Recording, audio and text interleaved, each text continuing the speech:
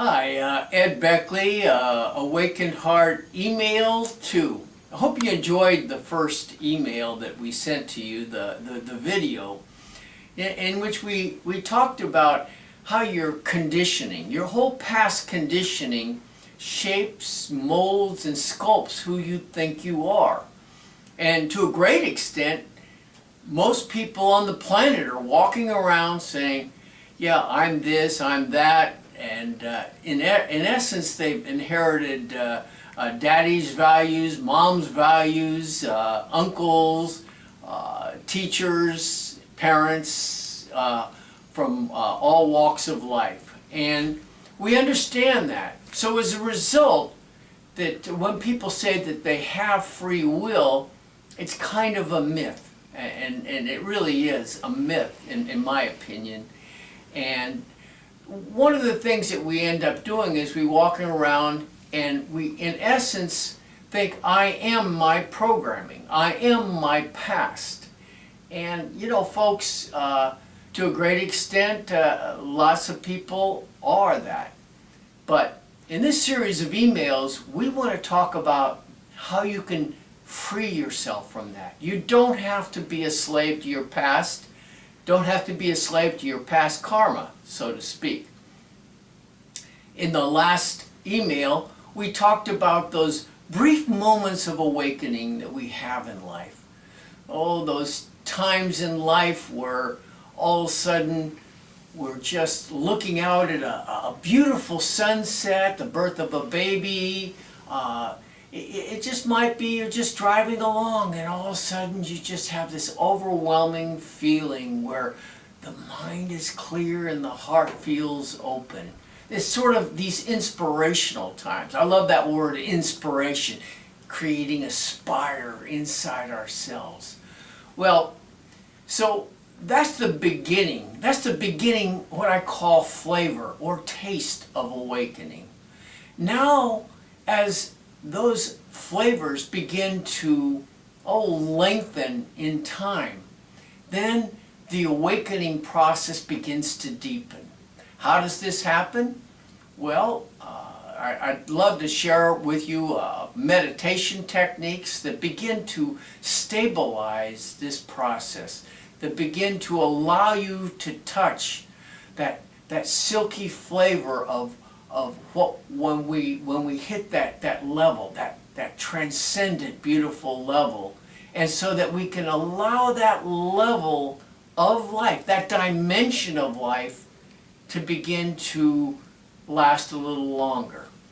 Many of you have had these experiences.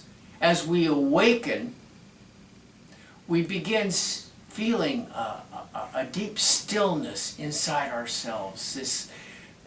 And many of you have had experiences where you'll go for an hour or even a day feeling this beautiful sublime essence. And in essence, what we start doing is we start seeing life from another perspective. What starts to happen is there's almost a stepping back. We're not just seeing life through the prism of the mind that has been conditioned from the past and therefore distorted based on all the life experiences we've had as well as our genetic makeup.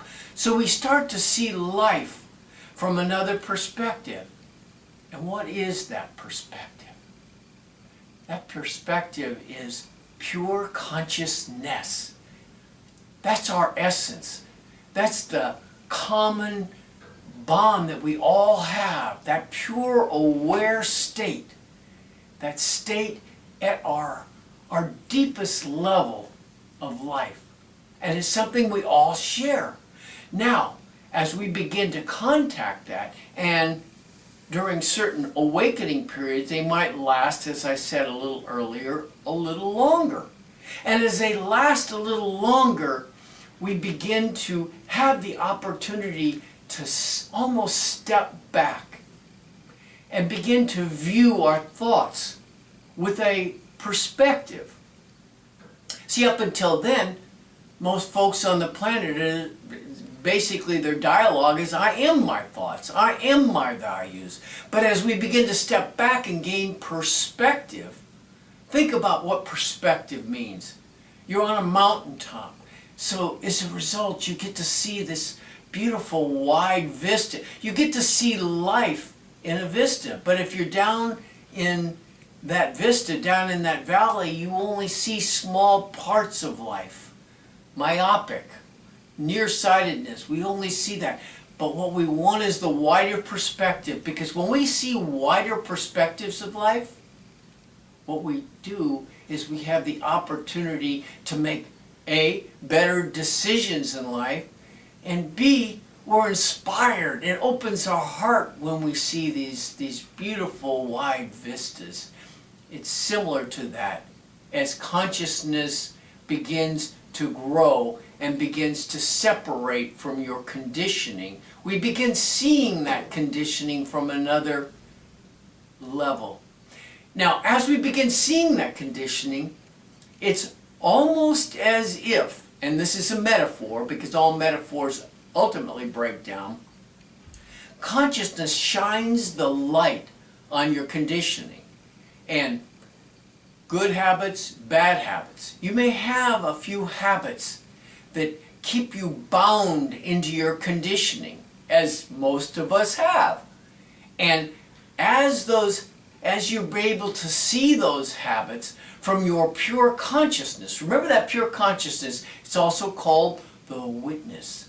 And that pure consciousness, if you could imagine that it's like a bright light, and this brilliant, iridescent light begins to illuminate these different parts of your conditioning. So as it illuminates it, you begin to recognize, wait a second, that's not me, that's a bad habit, that's this. And what you start to do is, as you light it up, you transform those habits, that conditioning, into light. From heretofore, you may have thought, that's the dark part of myself.